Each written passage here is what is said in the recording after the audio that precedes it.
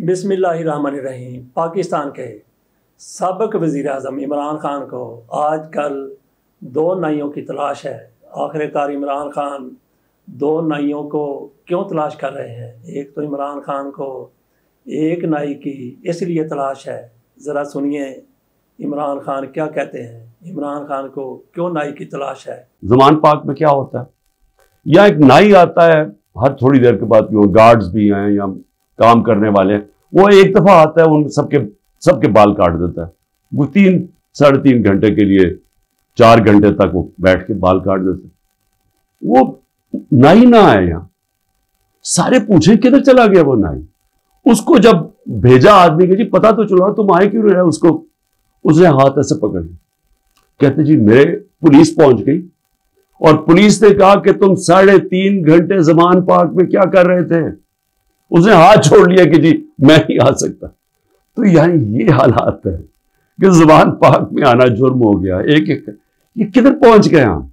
तो ये आपने सुन लिया। इमरान ख़ान को नाई की इसलिए तलाश है कि उनके घर काम करने के वाले जो गार्ड हैं, खानसामे हैं, सफाई वाले हैं या दूसरे लोग हैं, उनकी हजामत करवाने के लिए, जैसा कि पहले एक नाई आके कर जाता था, अब उसकी तरफ से माजरत कर ली गई है। उसने हाथ जोड़ दिए हैं कि खान साहब मैं नहीं आ सकता। इमरान ख़ान को दूसरे नाई की किस लिए तलाश है? इस काम के लिए तो एक ही नाई काफ़ी है। दूसरा नाई परवेज़ खटक के लिए चाहिए इमरान ख़ान को।